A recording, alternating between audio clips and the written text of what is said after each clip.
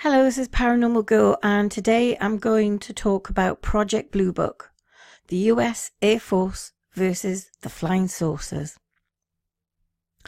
After investigating over 12,600 incidents, the military 22-year-long effort to crack the mystery of UFOs ended with anger, suspicion, and claims of a cover-up. On June 24, 1947, Kenneth Arnold, a businessman and a pilot, reported observing 9 flat disc-like aircraft flying at high speed near Mount Rainier in Washington.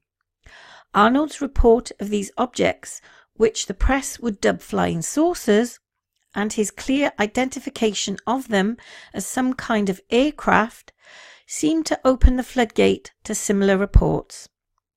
Over the next few months and years, thousands of other observations of strange things in the sky would be reported from across the United States. This created a dilemma for the US Air Force. As the agency charged with the security of the nation's airspace, what would they do about these sightings of unknown aircraft that seemed to brazenly cruise above American soil? This was the beginning of the Cold War.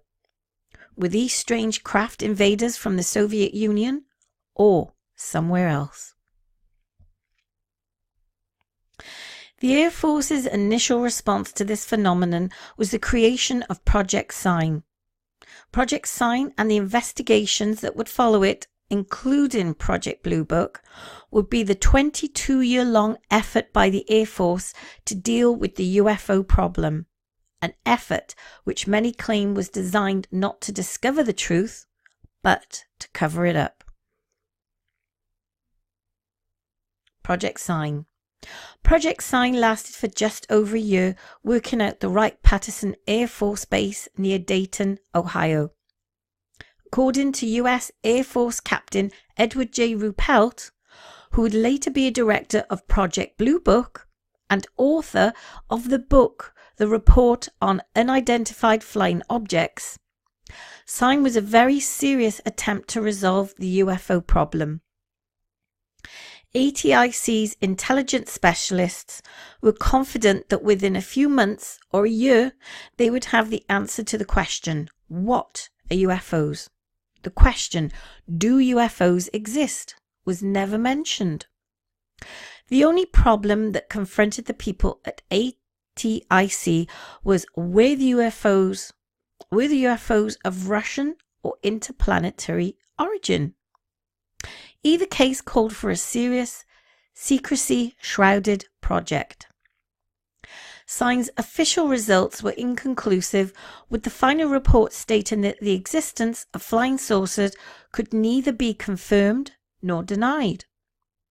According to Ruppelt, initially the group had become split between those who favoured the idea that flying saucers were extraterrestrial in origin and those that believed they were not. In 1948, the project authored a document known as the Estimate of the Situation, which was sent up the Air Force command chain.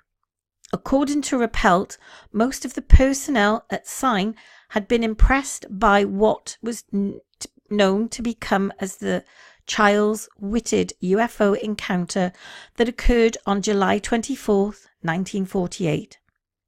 In this incident, 2 pilots flying a Douglas DC-3 reported that they had nearly collided with a strange torpedo-shaped flying object. Most of Sign's investigators became convinced of the truth of the report. They concluded that based on the level of the technology that must have been involved, the object could neither be of the US or the USSR origin, and therefore must have been extraterrestrial. The estimate document reflected this belief. Ruppelt wrote that the Air Force brass rejected the estimate for lack of physical evidence and had all copies destroyed. In fact, an Air Force spokesman denied the estimate ever existed, and all attempts to use the Freedom of Information Act to get a hold of it failed. Several other forces, however, including Dr. Alan Hynek, who was a scientific consultant to SIGN and Blue Book, had confirmed its existence. Project Grudge. SIGN was replaced by Project Grudge. The project's name reflected the Air Force's new antagonistic attitude towards handling UFO reports. According to Rappelt, the project was the dark ages of USAF UFO investigation, with Grudge operating under a debunking directive that all UFO reports were to be judged to have natural explanations. Little investigation was conducted, and many of the explanations strained credibility. The situation came to a boil in September 1951 when there was a UFO sighting near Fort Monmouth in New Jersey. Pilots and radar operators reported observing a number of fast-moving, highly maneuverable, disc-shaped aircraft. Project Grudge personnel were ordered to investigate and report directly to Major General Charles P. Cabell, the head of Air Force Intelligence at the Pentagon. During the meeting, it became apparent that Grudge investigators, in particular Lieutenant Jerry Cummins, believed that the disc in Monmouth incident were intelligently controlled. However, they were frustrated by Grudge's mandate to debunk all reports. Cummins told Cabell that any UFO sighting examined by the project was taken as a huge joke. Cabell, who believed the flying saucer project deserved serious scrutiny, was furious.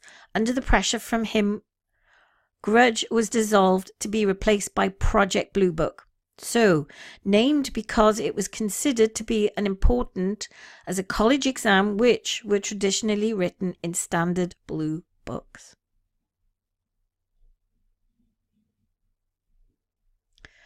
Project Blue Book.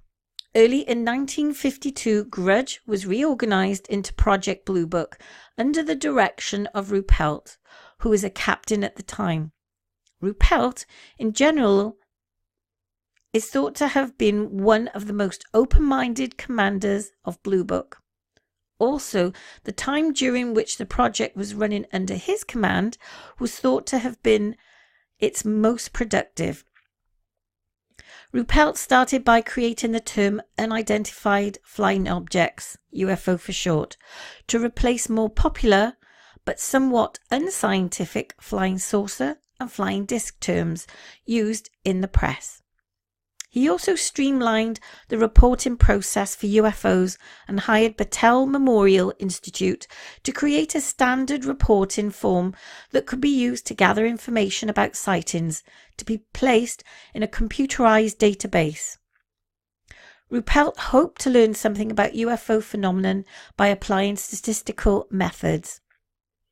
The results of his study, which were detailed in Project Blue Book Special Report number 14, were very interesting. Of the 3,200 reports included in the study, 69% were thought to be misidentifications of known objects. 9% were deemed to have insufficient information to make a conclusion. Within the known category, only 1.5% were attributed to crackpot reports, and 8% fell into the miscellaneous category that included probable hoaxes. 22% of all reports were listed as unknown. Strangely enough, the better the information that was available about a case, the more likely it was to be placed in the unknown category. And this is exactly the opposite of what the skeptics had expected. Dr. J Alan Hynek. Astronomer Dr. J Alan Hynek, who had originally been hired as a scientific consultant under SIGN, continued on with Project Blue Book. Hynek, who was in the Department of Physics and Astronomy at Ohio State at the time, had started out as a UFO skeptic. He thought that all reports could be explained either as hoaxes, cases of mistaken identity, or misunderstood natural causes. He expected that the fad would soon pass. thinking that the whole subject seems utterly ridiculous. Hynek later admitted that in earlier years of Project Blue Book, he saw his role as that of a debunker and sometimes stretched possible natural explanations far beyond what was reasonable. His declaration that witnesses had, at an incident in 1966, had mistaken swamp gas for a flying saucer and was met with much ridicule in the national press. Despite this, Ruppelt thought very highly of Hynek. Dr. Hynek was one of the most impressive scientists he met while working on the UFO project. And I met a good many, he said. He didn't do two things that some of them did: give you the answer before he knew the question, or immediately began to expound on his accomplishments in the field of science. Hynek similarly respected Ruppelt, thinking that the captain was taking the project in the right direction. When Ruppelt departed the project in 1953, Hynek wrote that after that, Blue Book became not much more than a public relations device, noting that little or no research was undertaken using the scientific method. The Robertson Panel. A rash of UFO reports in 1952 caused the CIA to convene a panel of scientists under the direction of physicist Howard Percy Robertson to look into the problem. The panel met for 12 hours over the course of 4 days. Ruppelt, Hynek, and others involved in UFO investigation presented their most interesting cases. Despite some dissenting opinions, the panel's final report stated that 90% of all UFO cases could be explained by meteorological, astronomical, or natural phenomena, and it was likely that the last 10% could also be if only enough time and effort was spent on investigating them. The only threat to national security posed by UFOs, the panel concluded, was that many erroneous reports coming in from the public might overwhelm the Pentagon's communication channels and cause them to miss some real threat to the country. For this reason, the panel recommended that the government start a public relations campaign designed to debunk UFOs and remove the aura of mystery from them to reduce public interest. They also recommended monitoring civilian UFO groups as they thought that might be used to subversive purposes. Project Blue Book was soon stripped of most of its resources, and dispirited Ruppelt left. For most of the rest of its existence, under a number of directors, Blue Book acted only to debunk UFO reports rather than investigate them. For a brief period between 1958 and 1963, while Major Robert J. Friend ran the project, there was an effort to reverse this trend and become more scientific about UFO investigations.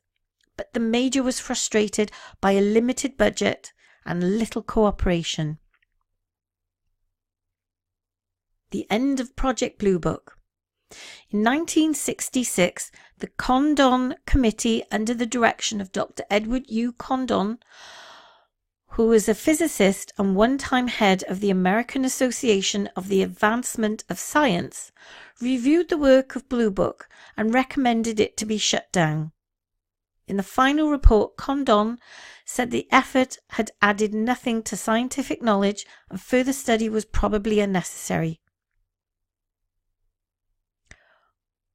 Condon also said it's safe to assume that no ILE, intelligent life elsewhere outside our solar system, has any possibility of visiting Earth in the next 10,000 years.